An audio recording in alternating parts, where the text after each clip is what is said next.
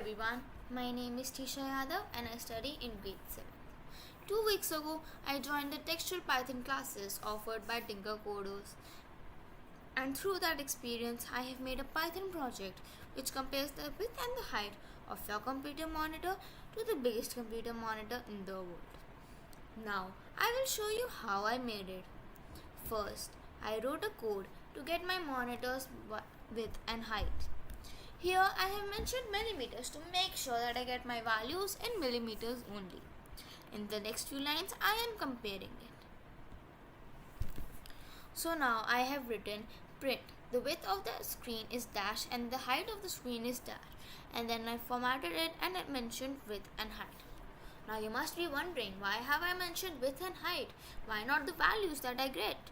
But it's because I have created a string called width and height, so it will automatically enter the values in the brackets.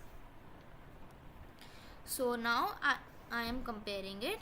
The difference between the width is dash, and then I formatted it, entered the value of the width of the biggest computer screen in the world, and then I subtracted it from the value of the width of my computer screen.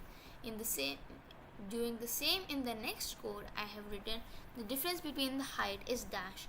I formatted it, entered the height of the biggest computer screen in the world, and then subtracted it from mine. Now, when I run this code, as you can see here, it is showing me the width of the screen is 309 and the height of the screen is 1474. It is talking about the millimeters value, as it is also written here. Width in millimeters is 309 and height in millimeters is 174.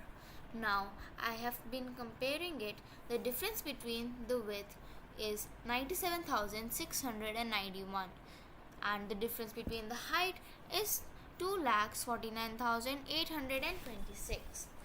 So this is how I wrote my entire code for comparing the monitor resolutions between the biggest computer screen monitor and my computer screen monitor. Thank you.